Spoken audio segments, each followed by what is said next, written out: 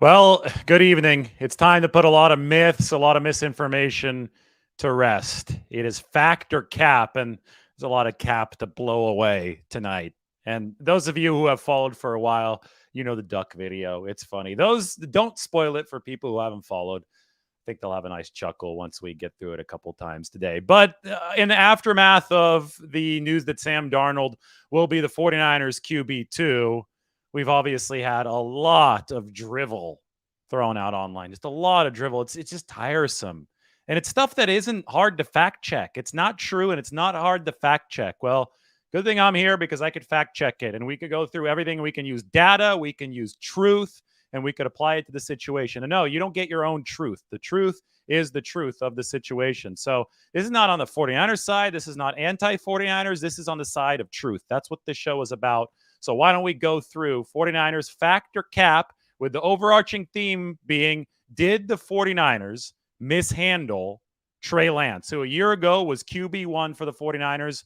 Now, fast forward even less than a year, is QB3. So what's the deal? We'll break it up into little pieces because I've seen a lot of myths online, and we can go through the myths and determine if they're fact or if they're a lie, if they're cap, if they're not true. So one by one, here we go. Fact or cap?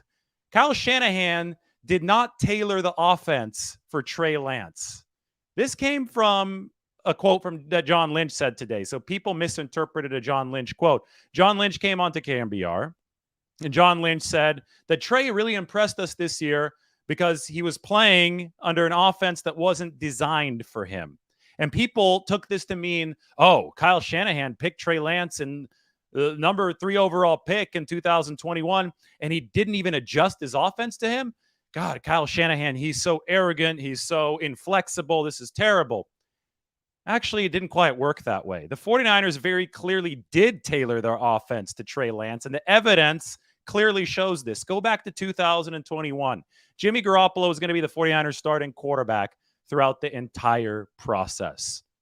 Well, they wanted to mix Trey Lance in with package play. So the 49ers spent a whole section of practice every day installing plays just for Trey Lance, who was extremely inexperienced throwing the football coming out of North Dakota State. But they're installing read option. They're installing quarterback draws. They were allowing Trey Lance to use his legs the way that he did at North Dakota State. So the 49ers completely pivoted from what Shanahan normally does when Lance was a raw rookie in 2021 just to get him onto the field.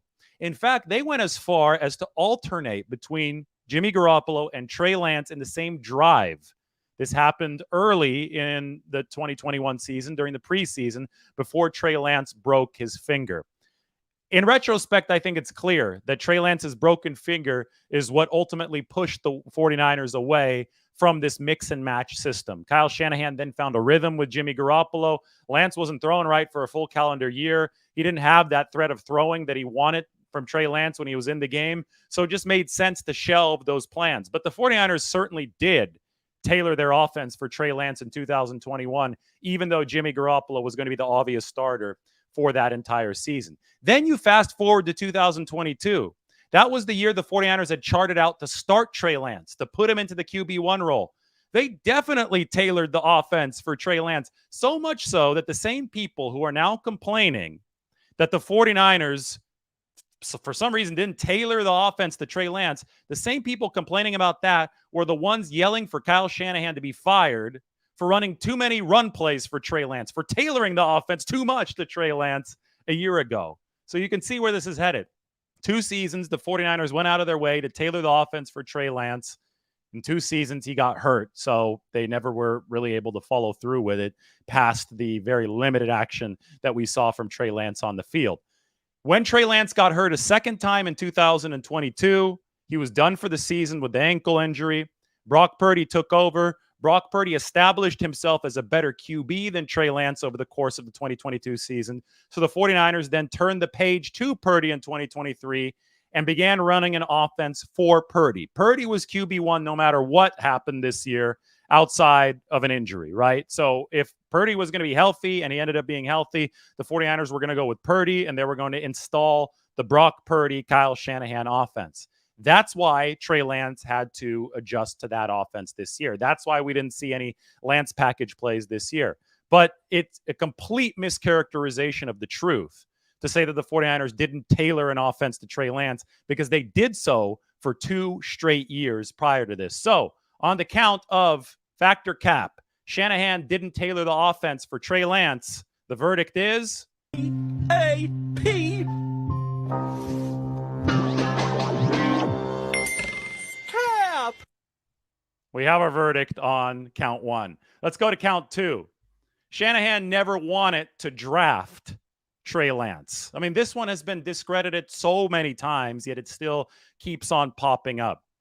Folks, the 49ers used an immense amount of draft capital to trade up and draft Trey Lance. Kyle Shanahan is the end-all, be-all in the 49ers decision-making chain. It would be complete, I mean, it would be such a self-inflicted wound, let's put it that way, if Kyle Shanahan decided to draft somebody that he didn't want. He runs the show. He runs the particulars. It's obvious in retrospect, and I think it was obvious heading up to the draft. That's why I predicted the 49ers would draft Trey Lance, that Kyle Shanahan wanted moldable clay in that quarterback position. He wanted somebody who he could coach to become the quarterback of his visions, right? He wanted that reality to play out on the field. Kyle Shanahan, I mean, he throws the ball around all the time at practice. He works against defenses in some 7-on-7 drills. If Kyle Shanahan could put his brain on an NFL body, he'd be out there in a heartbeat. So he tried to do that through Trey Lance. He tried to draft a quarterback who was moldable clay, who he could mold into his vision. That was the plan. It wasn't Mac Jones. It was Trey Lance. And anybody who tells you otherwise omits the detail that not even Mike McDaniel, who was the 49ers offensive coordinator at the time, knew who the 49ers were picking until they picked. That's how secret this pick was. Kyle Shanahan knew who it was going to be. John Lynch knew who it was going to be. Jed York knew who it was going to be. Nobody else. I know people on staff, I talked to them leading up to the pick. They didn't know who it was going to be. Again, not even Mike McDaniel knew. So the 49ers kept this in secrecy. So any, report that says, oh, they were going to do this, but then they were going to do that, it's not coming from an actual source, because they weren't talking about this outside of their circle. And that's why it's so wild that one day, and it's wild because of this, because there is so much unknown, then it leaves room, because of the black hole or the vacuum, it leaves room for people to just make stuff up. That's where the whole, John Lynch like Justin Fields thing came out a couple weeks ago. This is stuff that's coming up out of thin air. So on the count of Shanahan never wanted to draft Trey Lance, that makes painfully little sense, because Shanahan's job is determined by wins and losses on the field. So he is incentivized to draft a quarterback that he likes, especially when he spends a bunch of draft capital to move up to draft that quarterback. So the count, Shanahan never wanted to draft Trey Lance. I think that we're ready for our answer, fact or cap. C-A-P. Cap. You might be seeing a pattern here. We're going to be going through that for a while. Fact or cap, Shanahan sabotaged Trey Lance. This is the same theme as the one before, right? We said Shanahan never wanted to draft Trey Lance, then Shanahan sabotaged Trey Lance. Do people realize how stupid it would be for Kyle Shanahan to invest the farm in a certain player and then go behind his back and try to sabotage him? Kyle Shanahan would be sabotaging himself. John Lynch would be sabotaging himself. It doesn't compute. I don't know how to put this in any simpler terms.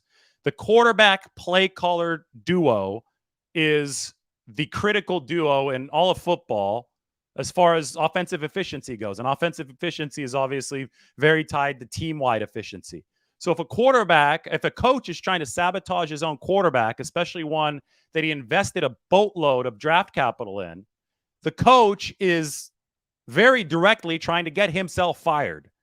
Do you think that Kyle Shanahan is trying to get himself fired? I don't think the results on the field suggest that Kyle Shanahan is trying to get himself fired. So this one is also easy. The verdict on Shanahan sabotage Trey Lance? C-A-P. Cap. I love it. How about we get more specific about the sabotaging? Sam Darnold was QB2 the day that he signed with the 49ers. There's a certain thing about football called competition and meritocracy that I think escapes a lot of these discussions that we're seeing about the 49ers right now. Also, perspective and context escapes a lot of the conversations that we're seeing about the 49ers right now. Take yourself back to the 2022 season. The 49ers start Trey Lance in week 1. They start Trey Lance in week 2. He breaks his ankle. He's done for the year. Jimmy Garoppolo takes over. The 49ers had lucked into re-signing Jimmy Garoppolo on August 29th of last season. So we're about a year away from that. And that was really, really good news. It was unexpected news for the 49ers because they needed Jimmy by week 2.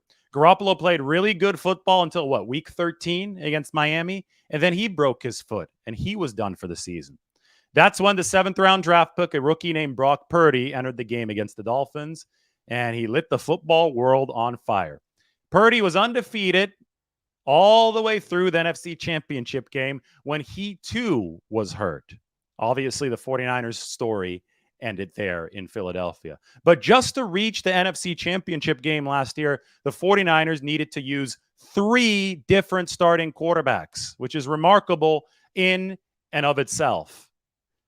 They then ran out of starting quarterbacks or healthy quarterbacks in Philadelphia during that NFC Championship game. So you had 2 dynamics. You had the 49ers need 3 capable starters just to make it to the NFC Championship game. And then you had the 49ers scarred by the fact that they got their asses kicked in the NFC Championship game because they ran out of quarterbacks. Any team that goes through that in the course of one season, both of those dynamics in the course of one season, is logically going to want to stack up on quarterbacks the next season so that doesn't happen again, especially if one of its key quarterbacks from the year prior, named Jimmy Garoppolo, doesn't re-sign with them. He signed for more money with the Raiders. Garoppolo's making, $25 million a year, way outside the 49ers budget. So the 49ers lost a good QB in Jimmy Garoppolo. They needed to add a QB who they thought would be good in their system, but they needed to be able to fit that quarterback in their budget. The reason they couldn't bring back Garoppolo is because he was too expensive. So how do you find somebody who might be good for your system, but fits in the budget? Well, you go to somebody who's had some troubles before, but you think you can reclaim him. Just like they find defensive linemen who they think they could reclaim under Chris Kasarik, they can bring in a quarterback who they think they can reclaim under Kyle Shanahan's system. And that was Sam Darnold. Darnold came and signed with the 49ers with a lot of questions. And these questions were reflected in his contract, which had tremendous amount of variability. On the low end, it was worth only $3.5 to $4.5 million. On the high end, Sam Darnold's contract can be worth up to $11.5 million. The gap of $7 or $8 million is incentive-based, which shows you that the 49ers believe in Sam Darnold's upside to learn the system, to play, to contribute, but they're also hedging their bets, and they're saying, we can't give you a fully guaranteed $10 or $11 million deal. We got to keep this on the lower end, just in case you suck, like you have at previous stops. So, no, Sam Darnold did not arrive as the de facto QB2. He arrived as somebody that Shanahan hoped he could reclaim, somebody he hoped would thrive within the 49ers system, and somebody he hoped would push Trey Lance, because Trey Lance hadn't done anything yet in the National Football League up until the point the 49ers signed Sam Darnold. Trey Lance wasn't owed anything by the 49ers. They already gave him a $34 million fully guaranteed contract when they signed him. They needed to push Trey Lance, who was going to be coming off the ankle injury. They needed to insulate their quarterback room, which was decimated after Brock Purdy tore up his elbow and still wasn't fully healthy at the time of Sam Darnold signing. And they needed to just generally return to the quarterback strength that they had the year before, or at least an approximate of it, when Jimmy Garoppolo was around. The 49ers needed to do all those things, and the best way to attain it was to sign a veteran who they thought might give them good play in Kyle Shanahan's system. That's why they signed Sam Darnold, and that's why they said, hey, Sam, you're going to compete with Trey. They also said, Brock Purdy's the leader in the clubhouse, but we have to wait to see if he gets fully healthy. At the end of the day, Brock Purdy was healthy, didn't miss any training camp time, so he slid into QB1 by default. Then it was Darnold against Lance. And there was no reason to give anything to Darnold because he hadn't proven it yet earlier in his NFL career. There was also no reason to give anything to Lance because he hadn't proven it yet in his NFL career. There was every reason to let this battle play out organically because, again, Kyle Shanahan and John Lynch's fates are tied to the fortunes of their team. If your fate is tied to the fortune of the team, you want the team to perform as well as possible. If you want the team to perform as well as possible, you're going to pick the best backup quarterback. If you want to pick the best backup quarterback, then you're going to hold an honest competition for the backup quarterback spot. This is a multi-billion-dollar industry. These people aren't fooling around. These people want to pick the best. May they mistakenly pick the wrong guy? Sure, mistakes happen all the time. But to insinuate that somehow Sam Darnold was born with this quarterback 2 spot the moment that he walked into the door at the 49ers facility simply just stretches the imagination beyond the level of ridiculous. So Darnold, QB2 the day he signed with the 49ers, not on August 23rd after an entire battle. I would have to say that is CAP. Cap. Moving on to the next one. Factor cap. Trey Lance's time with the 49ers is finished. Now, this one's funny because how quickly people forget recent history. Last year and the year before that, and maybe even the year before that, everybody kept on saying, oh, Jimmy Garoppolo's time with the 49ers is finished. He's done. They're not going to keep him anymore. I understand that Jimmy Garoppolo and Trey Lance are different quarterbacks. Garoppolo's obviously better than Lance. Garoppolo's more established than Lance. The 49ers were much more dependent on Jimmy Garoppolo to win games than they've ever been on Trey Lance to win games for one reason or the other. But we still have to realize the 49ers devoutly treat quarterbacks as currency, as assets. They don't just let go of quarterbacks for free. And if we've just listened to Kyle Shanahan or John Lynch over the past couple of days, they have acknowledged what is obvious. And what is obvious is that it's a real possibility that Trey Lance stays with the 49ers. And it's obvious not because of what Shanahan and Lynch are saying. It's obvious because we can just look at the league, look at Trey Lance's inexperience, look at his struggles that he put on tape during the preseason games this year, and we could say there might not be much of a trade market for this guy. It's as simple as that. And if there's not much of a trade market for somebody who has a fully guaranteed contract with the team, that team is not going to have an easy time parting ways with him. If they're not going to have an easy time parting ways with him, but they like his potential and they like some of the stuff that he did in the battle with Sam Darnold this offseason, the 49ers are incentivized to keep Trey Lance around. Well, guess what happened last year? The 49ers had a number 3 quarterback entering the season. So they didn't cut him. They made sure they carried him on the 53-man roster. That quarterback's name was Brock Purdy. That quarterback ended up starting for the 49ers at the end of the season.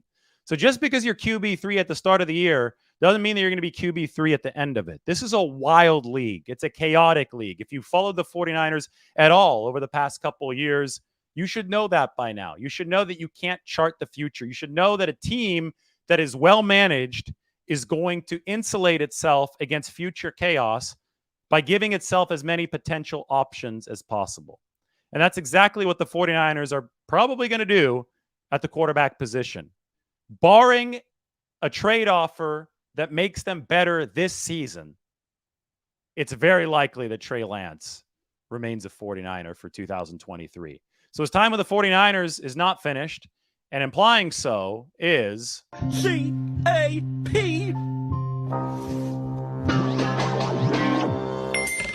Cap. And that leads us, well, I think I got one more in me. Before we get to the very, very end of this. I'm going to put this one up on the screen. Just give me a second. I thought of it right now, so it's going to be good. Fact or cap? Can't tell you what it's going to be.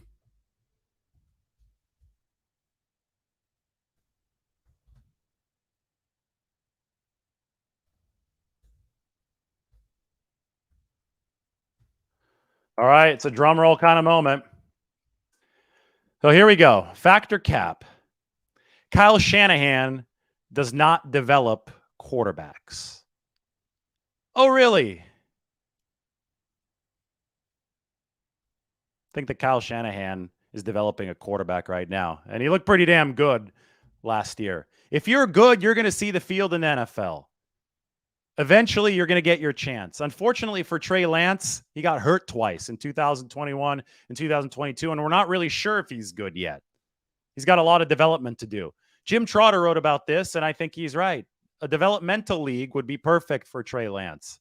It'd give him some time if the 49ers had a minor league system because they would be able to give him more reps. Unfortunately, he only has 101 career pass attempts right now. And unfortunately, Brock Purdy's actually proven it on an NFL field. So we have all of this crap floating around where the truth is actually simple. The truth is not complicated here. The truth is that Trey Lance has had 2 seasons with the 49ers, and in both of those seasons, he has suffered major injuries that have compromised his development. Sometimes football happens, and that brings us to the ultimate factor cap. Has Shanahan mishandled Trey Lance? How was Shanahan supposed to handle this differently? You could say that he shouldn't have drafted a quarterback who was going to be a project to try to thread a needle on a team that was really close to winning a Super Bowl. That's a totally valid argument.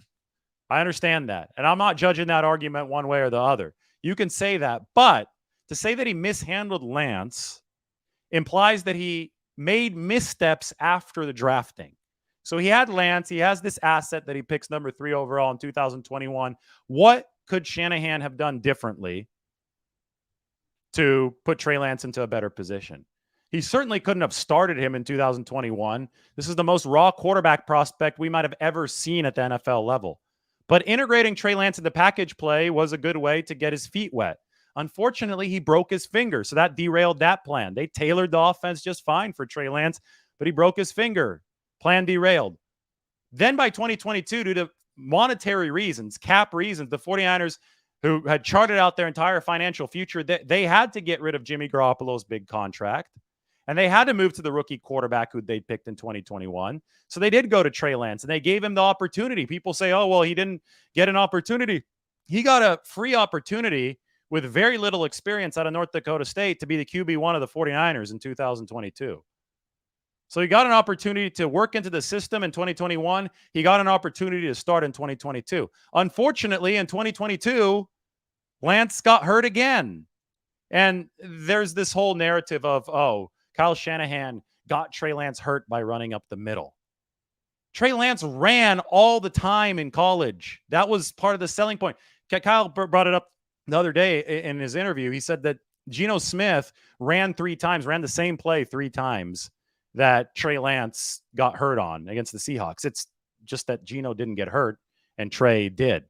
It's unfortunate. Football happens. Life happens. You don't always have to point your fingers and blame somebody for messing something up. Sometimes situations mess themselves up, especially in a violent non-contact sport.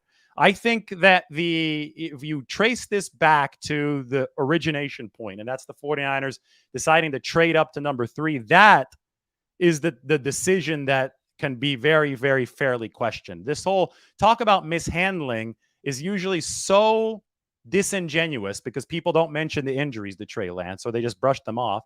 And maybe they brushed them off because the finger injury didn't become really public knowledge until a year later, so people just lumped the two together. But it really was 2 big injuries in 2 years.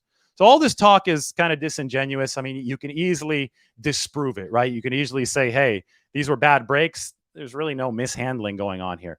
Where the 49ers might have taken a misstep was in the actual drafting of Trey Lance, because this was a title-ready team that tried to bring aboard a project QB and try to develop him while its title window remained open. And they're still trying to develop him right now. He's still on the team. We can't act like this is past tense. That obviously has drawn a lot of questions. Why did they try to do this? I can explain why they tried to do it. You can disagree with why. I'm just explaining the strategy because that's what I always do. The strategy was that the 49ers have, ever since Kyle Shanahan and John Lynch have taken over, the 49ers have said that they want to compete for Super Bowls every year and they want to be sustainably competing for Super Bowls every year. A roster naturally gets more and more expensive as the years pass because you have to re-sign more good guys. You're handing out big contracts. The salary cap might be growing, but your expenses are likely growing a little bit faster than the salary cap. So to keep a team sustainable, you're eventually going to have to cut some of your big expenditures. And the 49ers decided after the 2020 season that they were going to cut the expenditure at quarterback. Quarterback was taking up a lot of money. Jimmy Garoppolo is making $27 million a year.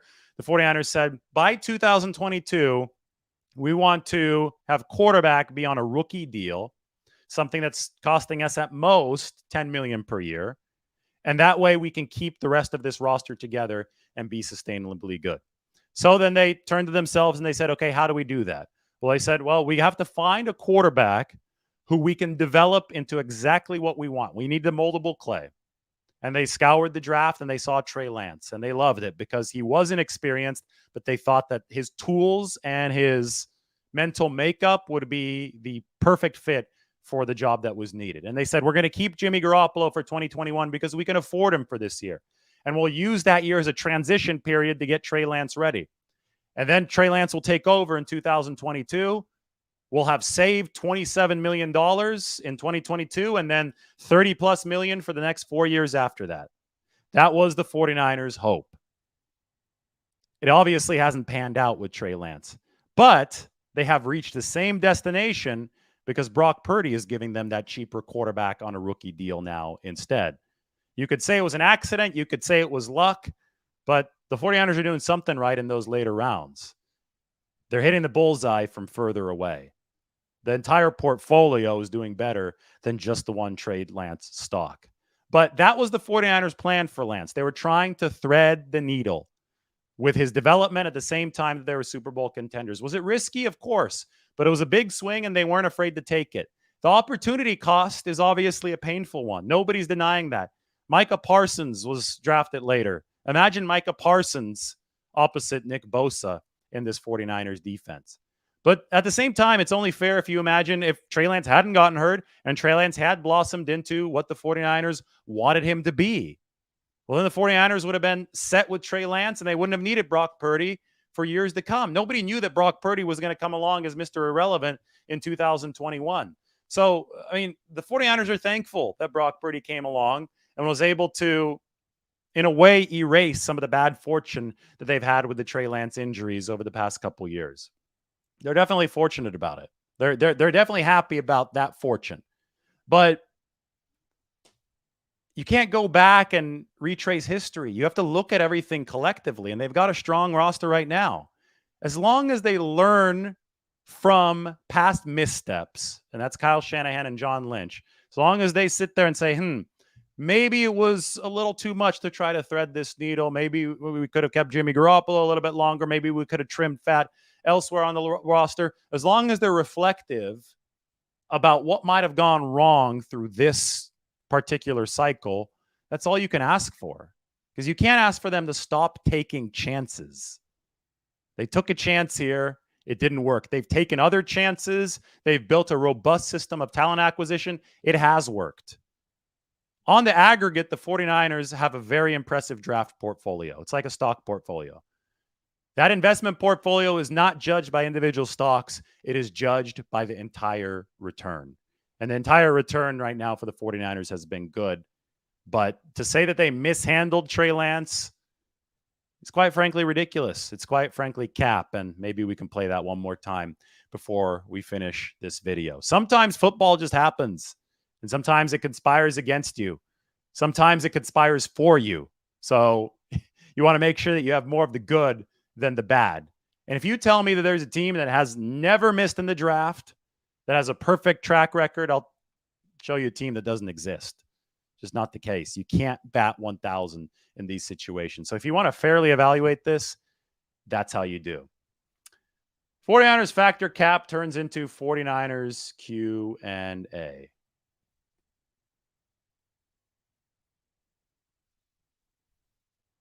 Why is David saying cap? Well, cap means lie. Factor cap here. Factor cap, C-A-P.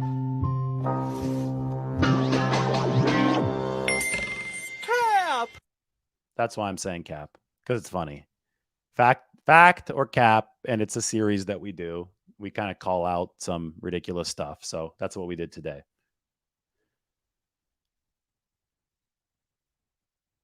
Mike says we need shit happens in football. It's football t-shirts.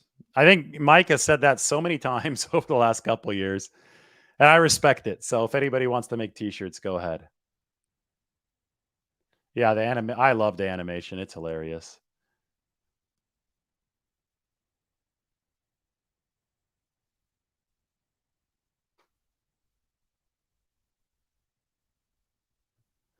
I don't think this is mutually exclusive. The question here from Zeke is, why do the 49ers go more QBs instead of improving the offensive line? They have worked on their offensive line every single offseason. I mean, they have the highest paid offensive lineman in NFL history on their team. He might have been surpassed by Laramie Tunzel now, but the 49ers broke the bank for Trent Williams. They used the first round draft pick back in 2018 for Mike McGlinchey.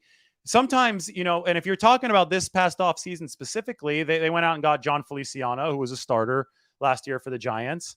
Sometimes it's a matter of, okay, there are names out there, but you don't just sign names to sign names. They've got to be scheme fits.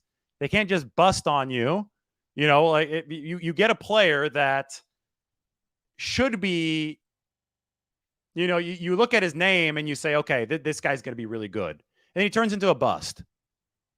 And it's because he didn't fit your system. And it's not Madden. You can't just find a player who you say he's rated a certain amount, he's going to be good in the system. It really doesn't work that way. There's a deficiency of good offensive linemen in the league. There is. Every single team is desperate for offensive line depth right now. It's a league-wide thing. So it's not like these guys are just waiting around on the sidewalk, waiting to get pulled into the facility to provide good blocking for you. You have to be smart about who you pick, who you develop, who's going to fit. You have to be efficient about these things. So I think people equate, 49ers didn't sign enough big names to fill their offensive line when there really were no legitimate names out there for them to sign outside of somebody like John Feliciano, especially within their cap situation. And they're not paying Darnold all that much money. They're paying him like $4 million. It didn't preclude them from signing anyone else. So yes, two things can be true at once. You can say that the depth is a concern for the 49ers along the offensive line, but you can also say that they did what they could to solve it so far, and they've got to continue developing. They've got to continue scouring the waiver wire. Hell, maybe they'll even trade Trey Lance for a swing tackle. They've got to keep on working at it. It's a fluid thing. The process never ends. But to imply that they just completely ignored the offensive line just isn't true. And it also doesn't credit them for fielding a good pass blocking offensive line in both of the past two seasons. So it has improved. It's not the perfect thing yet. There are no perfect offensive lines in the league. The team that develops the best depth up front, the most robust offensive line, is going to be the team that sets itself apart, that has a chance to win the Super Bowl no matter who's behind center. Offensive line play is that important.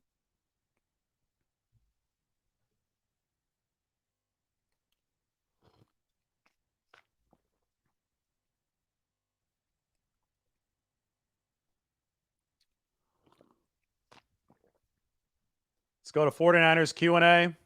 I'm ready for it. No shark sightings. No, I did a show from the water today. No shark sightings today. I see seals. I didn't see any today, though.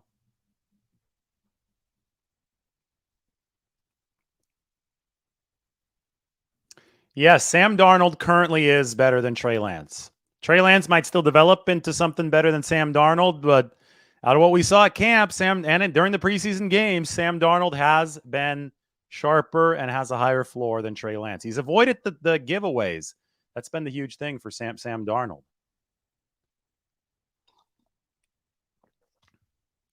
There's bad first round picks everywhere. Everybody's naming bad 49ers first round picks. The draft is a crapshoot. You throw a bunch of crap up against the wall. You hope that you get better at it over time. You hope that your scouting department and your coaching staff communicates well so you could zero in on the players that you need to zero in on. But at the end of the day, you're going to draft players who don't work out. No team has a perfect draft record. Also, you're going to draft players who might have worked out if they didn't get hurt.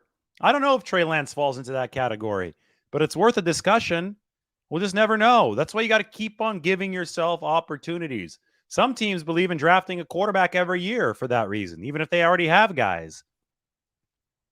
49ers added a QB this year, Brandon Allen and Sam Darnold. They both came aboard. They didn't draft one, but it's a position that's important enough to keep the doors open.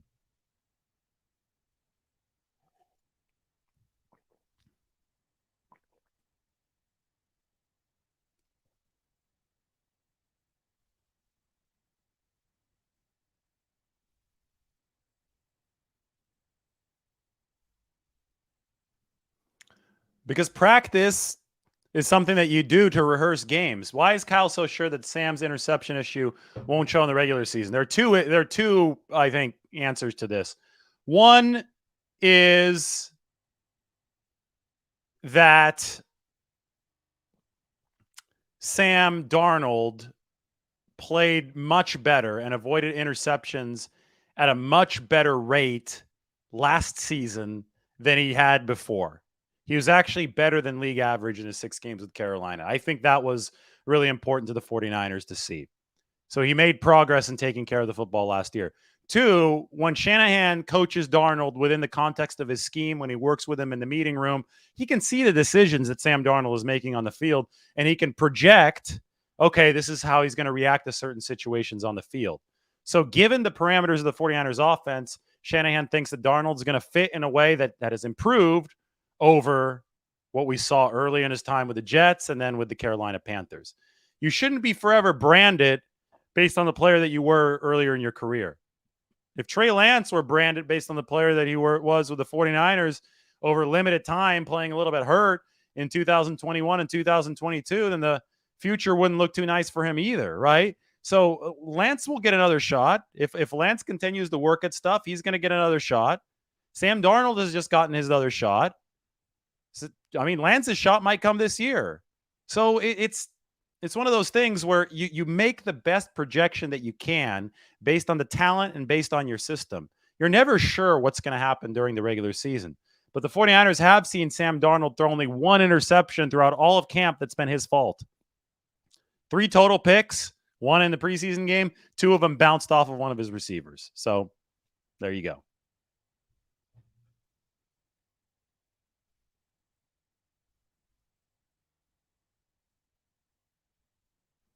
No, the depth chart does not change if Sam struggles tomorrow and Trey balls out. They've made their decision. They made it before the final preseason game. The gap is sizable between Darnold and Lance at this point. It's not just this small thing where they're installing game plans tomorrow. They're going to be busy at work. This is no longer a equal competition to see who's going to be QB2. That has been determined.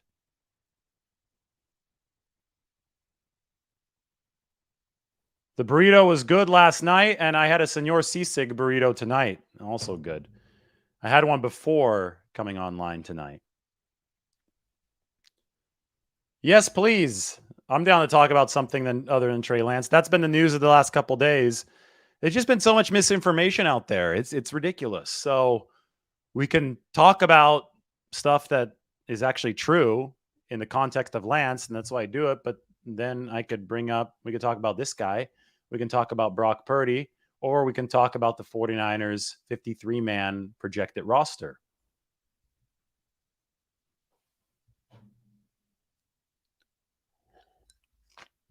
I would think that Brandon Allen would get a little bit of time tomorrow, yes. Maybe just mop up duty tomorrow, though.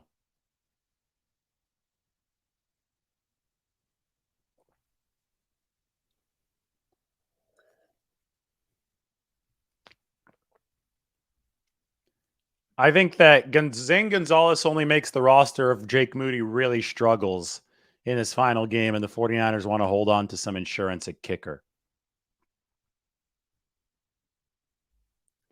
I don't think that Ray McLeod is going to be back for week 1, but I think he'll be back sooner than week 4. And I don't think the 49ers will use an IR spot on him because you only have so many of those.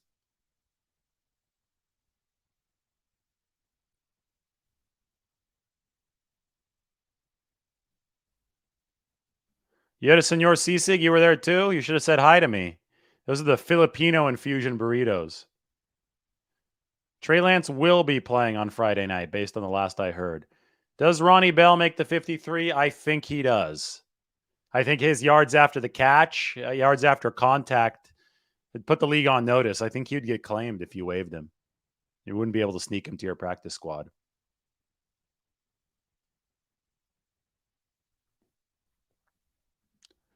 What do you mean that Trey Lance was never given a chance? We just talked about it for 30 minutes. He was given the starting job in 2022. He was given package play in 2021. He got hurt both times. Injuries robbed his chances, but he was given the chances. Injuries took them away. There's a very big difference between not being given a chance and having your chances taken away by injury. But guess what? The NFL waits for nobody, especially if a better option shows up while you're hurt. Tough luck. It's not that bad for Trey though. He's got 34 million guaranteed in the bank. 34 million. So, I mean, you talk like the 49ers just forgot him on the side of the road or something, but it couldn't be further from the truth. Mike says no more talk about Trey. I didn't promise. I just said that we could move on to something else. We could talk about seals, the bay, burritos, whatever. Okay. Well, since you said we can, we will. This was today, for those of you who haven't had a chance to see it yet. You can check it out. Did a show from the Bay. Got this cool little camera that's able to absorb the water. It doesn't absorb the water, it repels it. It's waterproof. Really cool view from out there, but I'm gonna do one from, like, Flint, Alcatraz. We're gonna up the ante with these. We're gonna do some sweet shows from the water. I have to wear my wetsuit when I take the camera out because I tuck the camera in under the top of the wetsuit here. So, that was today. If I didn't see any seals though. Although one of my friends was swimming the other day and he said his seal started licking his toes. It's kind of scary to me. I it's like, okay, let's not swim by that area. I've had like seals brush up against me, but yeah, he said that the seal's like a dog or something, came up and started licking his toes. So, sometimes when you have seals in a certain area, there might be sharks too.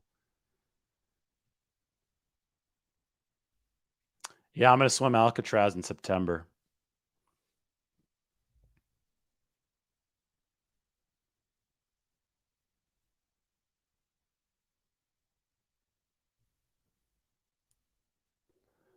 What's the best Vietnamese restaurant in the Bay Area? I'd actually like to hear this in the comments section, and I could go there. We could do a lunch with Lombardi at the best Vietnamese in the Bay Area.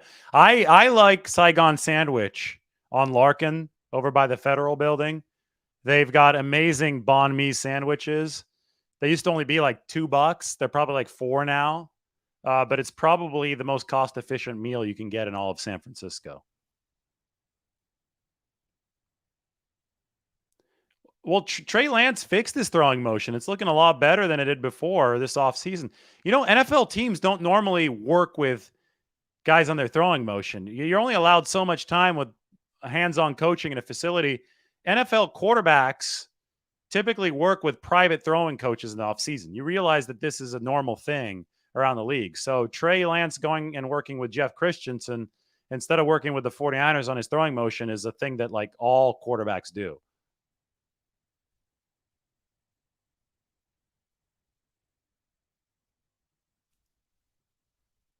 Any surprise cuts? Asks Mike.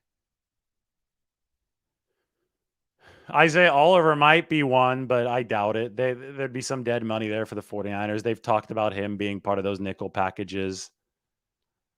I don't know about surprises. I think the guys who are going to get cut are all bubble guys who we are considering as definite possible cuts at this point.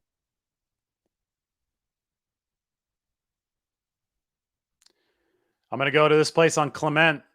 We have a recommendation for a restaurant. Everybody take note.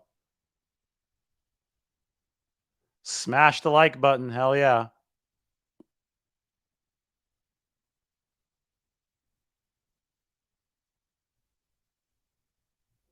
Exactly. Patrick Mahomes works with Jeff Christensen on his own. That must mean that Andy Reid's a bad coach. Just follow some of these ridiculous thoughts to their logical conclusion, and they're exposed for what they are. I don't think that Coletto makes the 53-man cut. I think Coletto is a practice squad guy because fullbacks just aren't popular around the league, so they generally aren't going to get scooped up off of waivers. Because to scoop somebody up off of waivers, you've got to have room for them on your own 53, and other teams also have crowded situations. There's a lot of guys getting cut this weekend or this Tuesday, so I think the 49ers will be able to sneak Jack Coletto onto their practice squad. Yes, I do think that Drake Jackson plays tomorrow. All right, everybody, thank you for the time. Hopefully you enjoyed Factor Cap. The 49ers mishandled Trey Lance. I promised we wouldn't talk about him again, but I'm finishing the show right now. Factor Cap. Shanahan has mishandled Trey Lance. Well, I think, and I know. AP